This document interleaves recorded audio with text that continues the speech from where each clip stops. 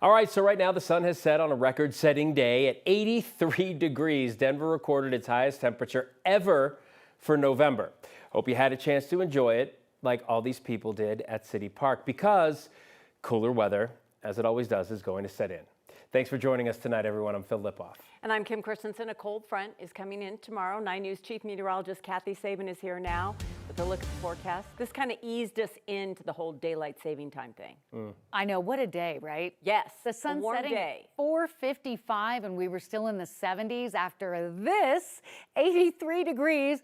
The old record turns out 81 degrees back in 2017, but typically highs are in the 50s this time of year. And guess where we're headed tomorrow? Into the 50s. That's right. Temperatures this afternoon running some 20 degrees above average across eastern Colorado. We're mild out there now at 56 in Denver, 51 in Fort Collins, 61 in Pueblo. That's a good 10 to 20 degree temperature differential from where we were this time yesterday. And now we're going the other way with an approaching cool front that's going to kind of back in. The winds will shift from the west and southwest, and it doesn't look like much on the satellite. This thin little band of clouds is that weak dry front that's coming in. But in spite of the cloud cover, temperatures are going to make it into the 50s, but you're going to notice a big drop tomorrow afternoon from the highs that we enjoyed today. 50s now, 40s overnight, and coming up, we're going to talk about the incoming cool front, what that means for your Monday, and then we have a mountain snow forecast. Yes, there's the chance for snow in our northern mountains this week. The timing and impact of all of this is just ahead. Kathy, thank you. 2 days to go until Election Day, and in these off-year elections, it is common to see lower turnout. Some neighborhoods already trending less than 10% for voter turnout. 9 News reporter Angeline McCall spoke with the Denver clerk and recorder today, who says he's trying to fix that issue. Angeline? Yeah, he's really trying to focus on it. And when we talk about voter turnout across the city, we're really looking at 14% when we look at the early voting numbers so far.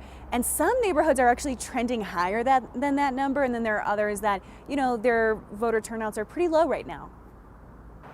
In the final days before the election, there's a plea for everyone to know the value of their vote. A person should always be compelled to participate and not be invisible. Denver clerk and recorder Paul Lopez knows that's part of the challenge. There's no excuse not to vote. And I know people often think, well, I don't matter. My vote doesn't count. It does. He says the data already tells a story. Neighborhoods like Montclair and Hilltop have current returns of about 21%. Compare that to Montbello or Green Valley Ranch, where it's about 7.9%. So there is a huge difference, and I think that has to do with who's being engaged and who isn't. Lopez says part of that falls on candidates and campaigns, often not as active in neighborhoods with lower turnout, often areas that are more diverse or with existing socioeconomic barriers. Whose doors are being knocked on? Who's being called? Are you engaging voters? And I think, those are the things that we see that's a huge difference. In off-year elections, voter turnout is already lower than presidential years. Typically between 30 to 35% of voters actually cast a ballot. And that's what my office is concentrating on, creating this culture of participation where we're engaging folks all over the city. I mean, so far we've had 45 different events. Lopez hopes everyone in every neighborhood knows their vote is just as valuable. Our democracy is only as strong as we make it.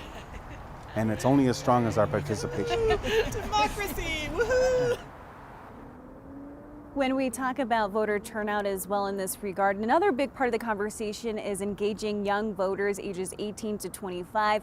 In the last presidential election, still roughly 40% of those young voters decided not to cast a ballot, a number that they're trying to also work towards closing that gap. In Denver, Angela McCall, 9 News. Angeline, thank you. The government shutdown is just days away from becoming the longest ever. And in a new interview with 60 Minutes tonight, President Trump said it will only end when the Democrats give in. Day 33 of the shutdown, and there is little appetite, it seems, for bipartisanship. Senate Democrats have voted against a Republican spending bill more than a dozen times. All as these demands, negotiations are to extend health care subsidies that will be cut at the end of the year, leading to premium hikes. Republicans say they won't negotiate until the government is reopened. The Trump administration expects to pay out November's SNAP benefits by Wednesday. 2 federal judges ordered them to after they paused federal food assistance this weekend, arguing they couldn't pay it out during the shutdown. 600,000 Coloradans, half of them children, rely on SNAP. Erin McLaughlin is one of them. She says her husband has multiple sclerosis and that she and her children have a genetic disorder that limits what they can eat. Her family of 5 gets around $1,000 a month for groceries. And I know it's supposed to be supplemental, but you know, when you're on disability and you're living in non-low income housing, you have to pay full rent because the low income housing list is like 10 years long. You don't have anything extra for food.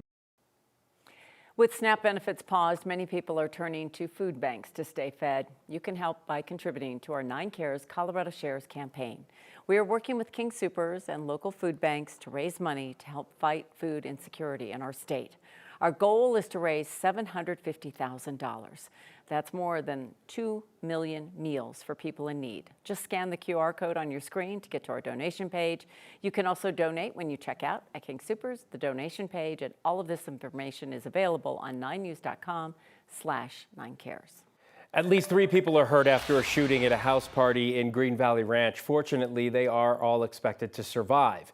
It happened just before 3 o'clock this morning, east of Tower Road and north of Green Valley Ranch Boulevard. Denver police say they found one person with a gun, told that person to drop the gun, and when they didn't, they shot at him. It's not clear right now if that person was hit by a bullet. They took off, and at last check, police haven't been able to find him. Casa Bonita's performers are back at work tonight following a 3-day strike. Cliff divers, magicians, and other unionized performers walked off the job on Thursday. They returned to work today. The union that represents them is trying to negotiate its first contract with the iconic restaurant in Lakewood that's now owned by South Park creators Matt Stone and Trey Parker. The union says it now has an official agreement to engage in mediation. They call it a productive movement toward a contract.